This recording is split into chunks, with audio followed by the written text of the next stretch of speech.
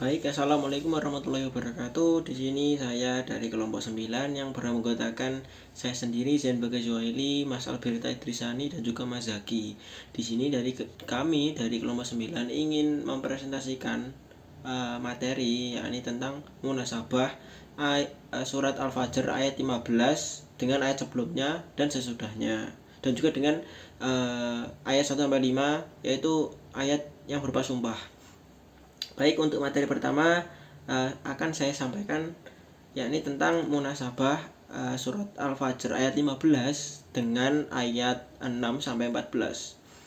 Baik, langsung saja pada ayat 6 sampai 14 itu menceritakan tentang tiga orang atau tiga kaum, yakni yang pertama itu kaum Ad, yang kedua itu kaum Samud, dan juga yang terakhir adalah Fir'aun.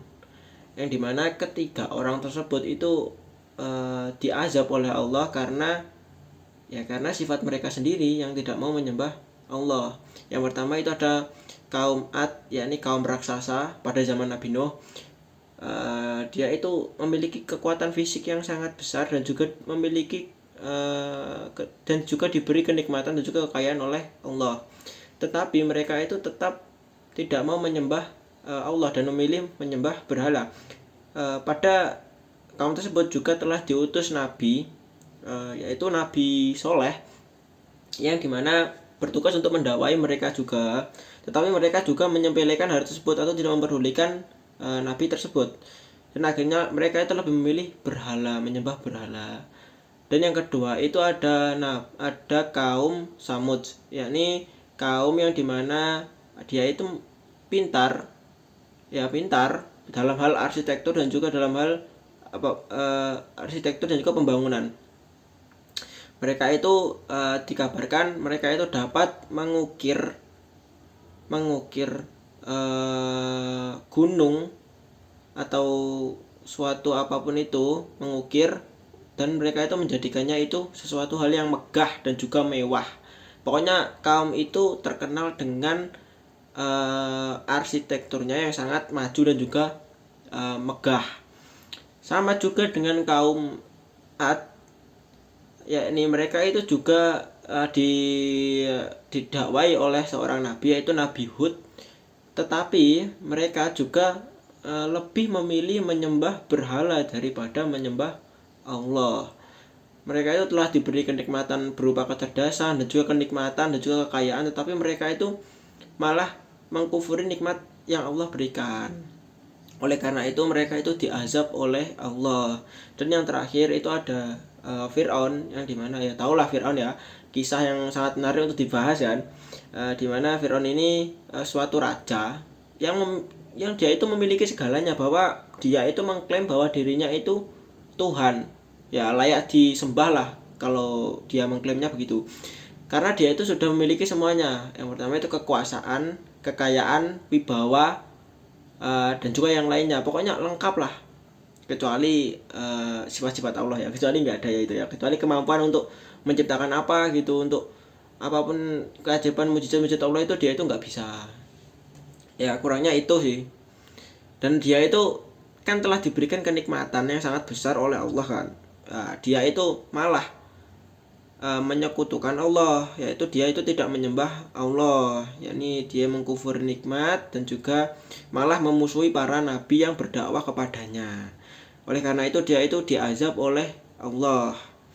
Dan apa sih hubungannya surat Al-Fajr ayat 15 dengan ketiga kisah tersebut? Dan kan kalau diartikan dalam surat Al-Fajr ayat 15 itu berarti ketika Allah memberimu nikmat, ketika Allah memberimu kekayaan, memberimu rezeki yang sangat banyak, maka kamu akan memuliakan Allah, atau kamu itu menganggap dirimu itu sedang dimuliakan oleh Allah, padahal enggak. Allah itu memberikan kenikmatan, kekayaan, rezeki, dan status sosial atau apapun itu hanya untuk menguji manusia. Apakah dengan diberikannya kenikmatan, kekayaan, dan juga apapun itu, mereka itu akan tetap bersyukur pada Allah, ataukah malah mengingkari atau menyekutukan Allah atau kufur nikmat. atau tidak bersyukur atas nikmat yang Allah berikan. Seperti ketiga kaum tersebut, mereka juga telah diberikan kenikmatan yang begitu besar oleh Allah, tetapi mereka itu malah menyekutukan Allah, malah menyembah selain Allah. Ya begitulah kira-kira keterkaitan atau keterhubungan antara ayat 15 dan juga ayat sebelumnya. Baik, untuk materi selanjutnya yakni keterkaitan antara surah Al-Fajr ayat 15 dengan ayat 145, yaitu ayat yang dimana di situ Allah itu bersumpah demi Fajar. Ya, materi tersebut akan dijelaskan oleh Mas Zaki. Untuk Mas Zaki dipersilakan untuk menjelaskan. Baik, saya akan melanjutkan pembahasan dari yang telah dijelaskan oleh Mas Zen. Nah, pas di awal surah Al-Fajr itu Allah bersumpah demi waktu fajar 10 malam, ganjil genap malam. Itu semua menunjukkan kalau bahwa hidup manusia itu selalu ngalir seperti air, seperti siklus waktu, kadang di bawah, kadang juga di atas, seperti ban yang memutar. Nah, seperti itu. Jadi, sumpah yang di awal surat ini bisa dikatakan sebagai pembuka cerita, supaya manusia itu kalau hidup itu kalau supaya manusia itu tahu kalau hidup itu penuh fase ujian atau fase rintangan, semua itu harus dilalui seperti itu. Kemudian ayat 15 itu menunjukkan contoh nyata tentang fase ujian tersebut, seperti fase lapanglah, fase banyak manusia selalu salah mikir kalau kelapangan itu berarti Allah memuliakan mereka. Tapi belum tentu, bisa jadi Allah itu mengetes mereka apakah manusia itu kalau setelah diberi kelapangan seperti rezeki itu akan sombong atau dia tetap bersyukur kepada yang memberikan rezeki. Nah,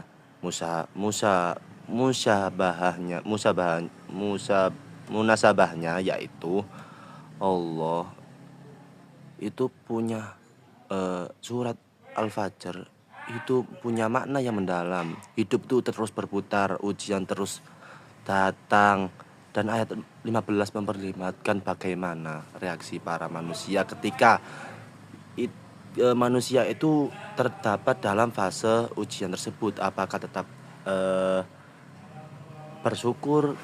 tetap bersyukur pada Allah, ataukah malah saat diberi kelapangan rezeki itu malah sombong, kikir.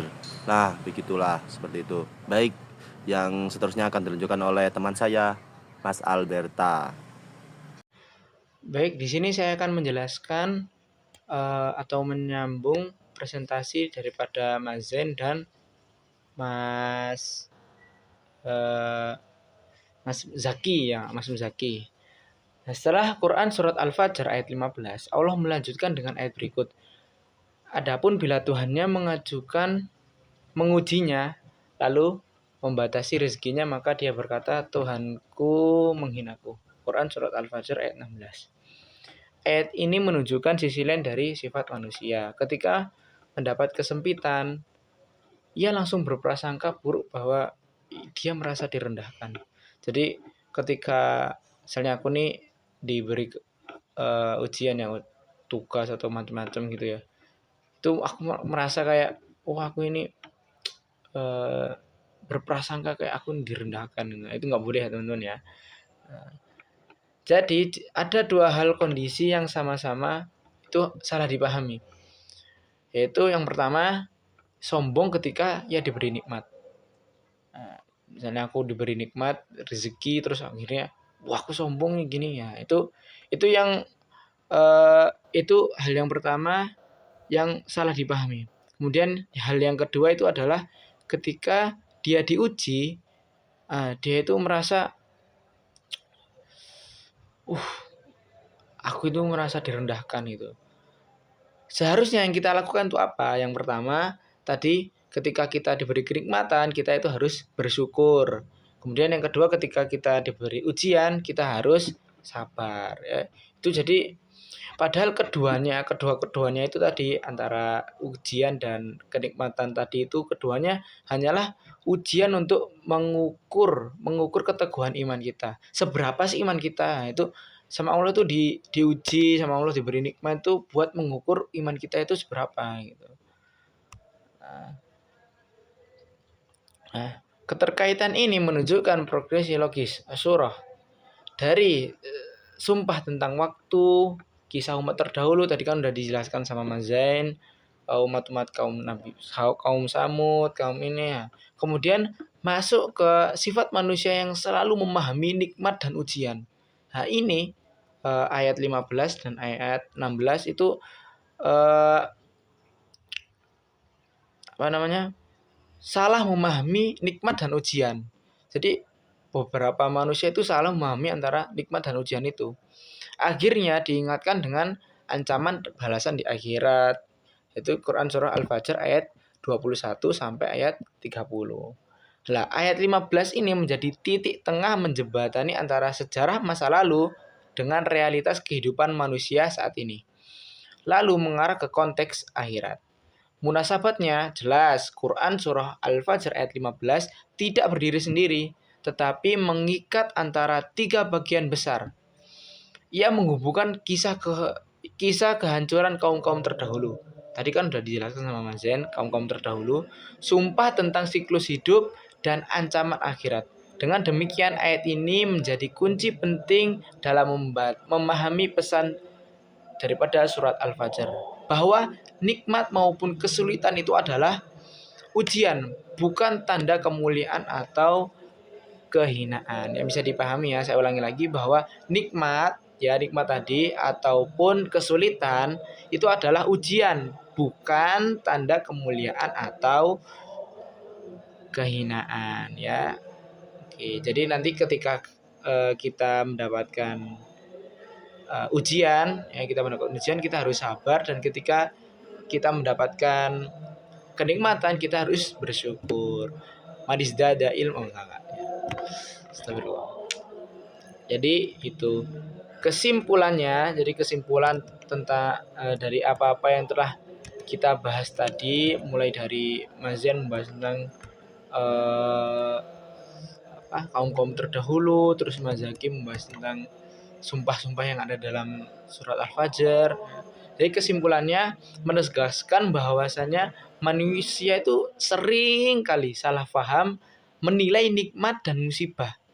Kisah kaum Ad misalnya, kaum Samud dan kaum Fir'aun sebelumnya sudah jadi bukti nyata bahwa kekuatan, harta, kejayaan duniawi nggak menjamin keselamatan. Justru bisa menjerumuskan pada kesombongan dan kebinasaan.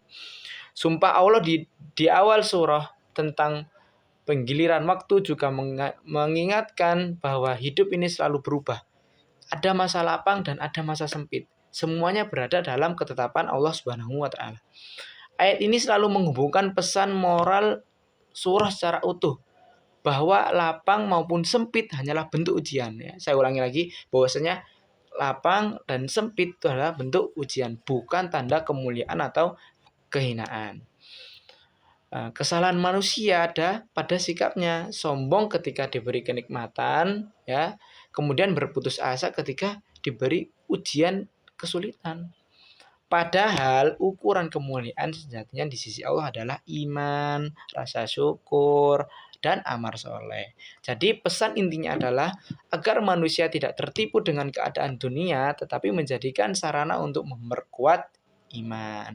Ya mungkin itu saja yang dapat kami sampaikan, kurang lebihnya kami mohon maaf. Kami dari kelompok 9 pamit undur diri. Wassalamualaikum warahmatullahi wabarakatuh.